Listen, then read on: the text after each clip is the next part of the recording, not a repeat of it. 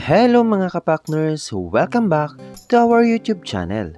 It's Pakners Farm Vlog, ang kapakners nyo sa pag-aayupan. Shoutout nga pala sa aking mga masusugid na viewers. Just comment down below para ma-shoutout ko kayo sa aking video. Nga pala mga kapakners, it is still first day ng aming pagbabakod. Sa ngayon, ang ginagawa ko ay inilalagay ko na ang net na nabili ko sa Shopee. Mga kapakners, ito nga pala ay 200 meters.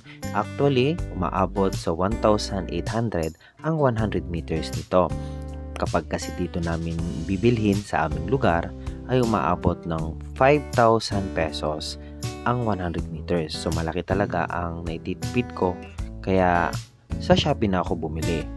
Ang medyo kahirapan lang dito mga kapakners sa pagtatakid ng net na ito ay kailangan balanse ang paglalagay mo ng tali sa taas at sa ibaba. Ito ay upang hindi lumiit yung mga area or some part noong net kapag binagting na natin sa mga poste. At ito kasi mga kapakners ay net na kung saan diamond ang kanyang pagkakadesign, kaya kailangan maging maingat tayo sa pagbibend sa net na ito. Sa video na ito mga kapakners ay talagang pinagtiyagaan kong ilusot ang tali sa taas at ibaba ng net na ito. Kahit siya ay 100 meters, talagang kailangan lahat ng buta sa pinakadulong bahagi ng net na ito ay nalagyan or nasuotan ng tali. Nang sa ganon, kapag ito ay hinila namin, talagang maganda ang pagkaka-bend nito, well balanced.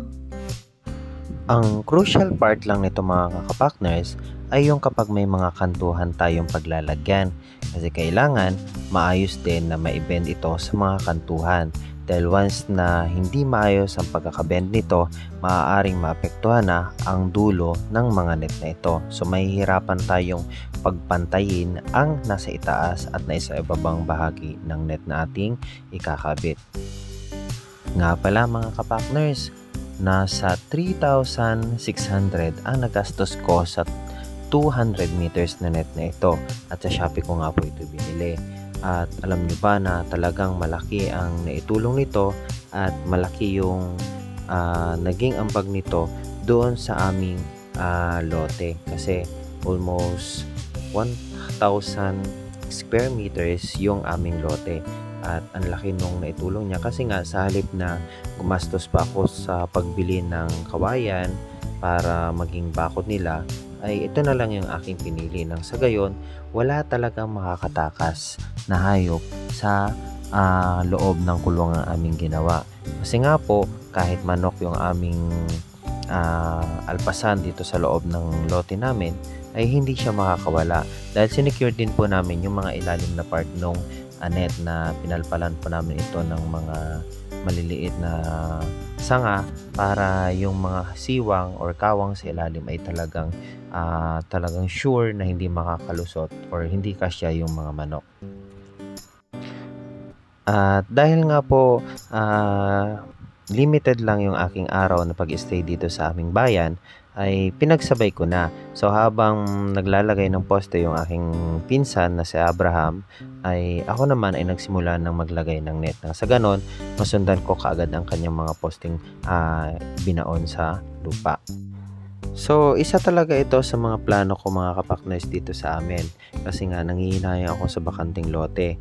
At alam nyo ba mga kapakners na meron na akong nabiling 5 kambing, at naisip ko talaga na bakudan ko na lang ng net, nang sa gayon ay hindi na rin mahirapan ang aking magulang sa pagpapastol ng kambing, kasi uso talaga dito sa amin na pinapastol siya pero nakapalpal, o yung meron siyang tali sa leeg at pinapalpal na lang namin sa palayan. And ang another one pa, yung problema namin, so kailangan namin ipalpal tig-iisa, hiwa-hiwalay, kailangan hindi magkapangapot ang bawat tali para hindi sila magsabit, na maaaring maging cause po ng pagkabigti ng mga kambing namin.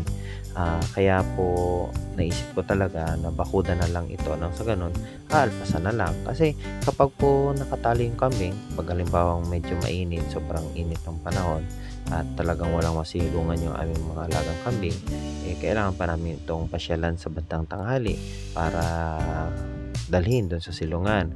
So kapag naman po siya maulan, ganun din. Samantalang kapag ito po ay malaya, okay, so wala na tayong problemahin. Once na umulan, pwede na silang sumilong doon sa gilid ng aming babuyan. Kapag naman po sobrang init, pwede naman po silang sumilong sa mga gilid ng mga lilim ng mga puno. So yun po yung advantage, at wala po talaga kaming gagawin, hindi po talaga siya matrabaho, kasi kung iisipin po ninyo, malaki talaga yung maitutulong nito sa aking magulang, kasi titingnan niya na lang, mamanmanan niya na lang kung kamusta yung mga kambing, at saka talaga pong makakapag-ikot talaga ang mga alaga namin kambing. Imagine niyo, sa almost mahigit 1,000 square meters yan, at talagang mag-i-enjoy ang aming mga alagang kambing na umikot-ikot.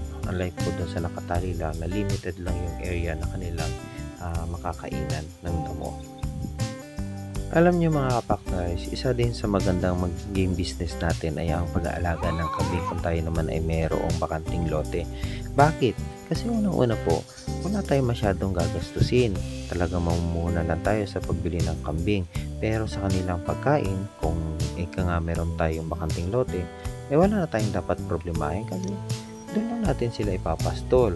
Tulad nitong nasa area na ito mga kapartners, isa pa rin ito sa mga lote doon sa amin na palalagyan ko ulit ng net para na sa ganon ay makover up talaga niya yung lahat ng area. At halimbawa po na medyo maubos na yung damo doon sa kabilang pinagpapagawa namin, ito naman, dito naman namin ililipat yung kambing. And then, para naman po makatubo ulit yung mga damo na ubos nila doon sa kabilang area. So ganun lang mga kapartners.